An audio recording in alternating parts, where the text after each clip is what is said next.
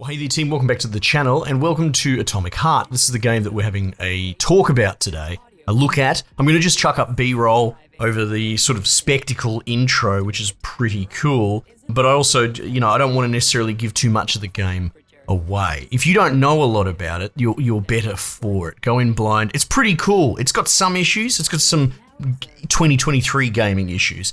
Right, but generally speaking, it's really actually pretty interesting. There's so much, again, spectacle in the world building, enemy design, sort of little mini bosses, and just events that the game throws at you are really wild. So yeah, I would honestly suggest going in as blind as you can. That's what I've done. It is worth pointing out that it's very, very heavily inspired by BioShock in its construction and its fundamentals. Not necessarily its philosophy or ideology. And it doesn't seem, at least in the early going on, to be preachy or browbeaty, right, about its philosophy. I'm sure that's a concern of some. It is taking place in a post-World War II USSR, in an alternate end of World War II fantasy, where they've invented this thing called polymers, which is a stand-in for plasmids, right? It's just plasmids from BioShock.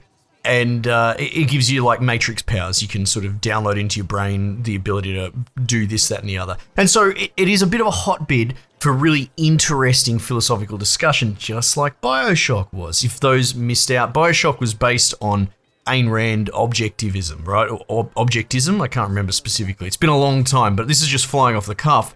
The idea of what if you took people outside of the constraints of, religion, social etiquette, countries, power, organizations, governments, and you just put all the brilliant minds together and said, have at it, see what you come up with. And that was sort of the basis of BioShock. It didn't preach, it didn't tell you right or wrong, it just presented an interesting narrative, which unfortunately is kind of a bit rare these days, especially in AAA think piece sort of games. This is different in the fact that, what happens if we try and roll out a mass update for, intellectually upskilling everybody overnight. So it seems to be playing with that idea, or at least that's the foundation, but I don't know how far it's going to go with that because, as you can probably guess, shit kind of goes sideways, and then you're fighting bloody robots, right? Combat and all that whole loop plays out just like BioShock. You've got weapons, you've got melee, you've got interplay. I mean, the first thing you get is like a shock electrocute, which I'm pretty sure is what you get in BioShock as well. And having a look at the tree, you've got all sorts of things like a polymer spray that will then interact with flammables and that sort of stuff. So a lot of that plasmid interplay, dare I say, immersive sim light, which is kind of what BioShock was, much more of a run and gun accessible immersive sim. So yeah, it's pretty cool so far. One thing that really irks me, that is driving me insane actually, is you play a character talking to your glove. This is a trend that we're seeing in especially we'll say mainstream, because this isn't a AAA game, it's a AA game. Published by Focus, essentially an indie publisher with a shitload of money. So you get these sort of middle, like this, very highly polished, but not AAA, definitely not. Still got jank. The character models look a little bit weird and all that, but the environments are phenomenal. So the problem that you're getting with a lot of these mainstream games, let's say in character design, narrative design, which is just going down the gurgler, stories, narrative, everything. It's the worst thing about current gaming from a mainstream perspective is this chatty Cathy protagonist, right? You see it most prominently on the scene that comes to mind is like the Horizon Zero Dawn games. Sheila just won't shut the hell up. But even the God of War games, I think that were sort of heralded. Ragnarok, everyone said was fantastic, but every clip you see is them solving the puzzles for you. You walk into a room and your character won't shut up, giving the game away. It's not quite the case here, but you're still getting that pain in the ass interplay between your character talking with your glove, your sidekick. It's very much like Forspoken. I have a suggestion, Comrade Major. Why don't you worry about your mission, and I'll do the thinking for both of us? Shut the hell up, Glove. I'm trying to listen. To what? Is there anything here you haven't seen yet? I've never been here before. Zip it. What?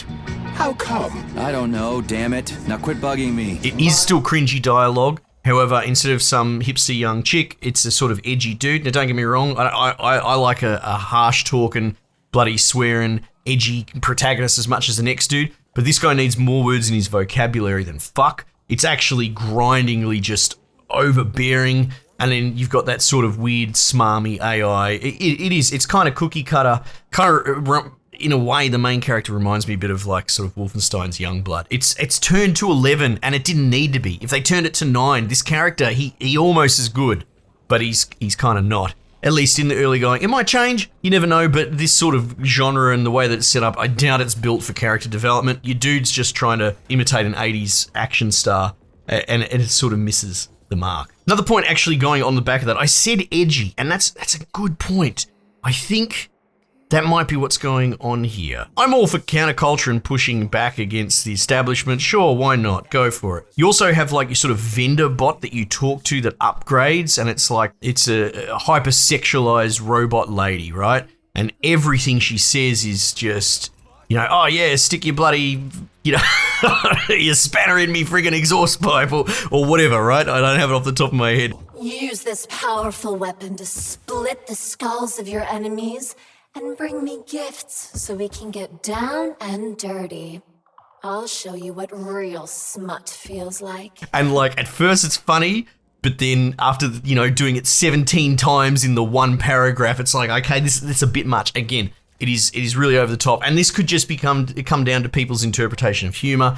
Maybe I'm being a little bit rigid, a little bit of a bloody, curmudgeony old man. I don't know. But at the same time, I quite like a lot of edgy stuff. I just feel like throughout, a lot of that is just, it's turned to 11, and I think it's to its detriment. But again, given the subject matter that I'm actually dealing with there, humor, dialogue delivery, that sort of stuff, it just could come down to personal interpretation. So don't necessarily take my word for it. It does have this weird loot mechanic that I don't love. I'm on the record as saying I kind of hate the whole go into a dungeon in Skyrim and loot 10,000 fucking spoons. I think loot is an interesting thing that should be balanced, but having me be able to loot 10,000 just trash items can detract from pace and the game. And a big chunk of this is running around with you've got this X-ray vision thing, and it might be the most egregious version I've seen in a very long time.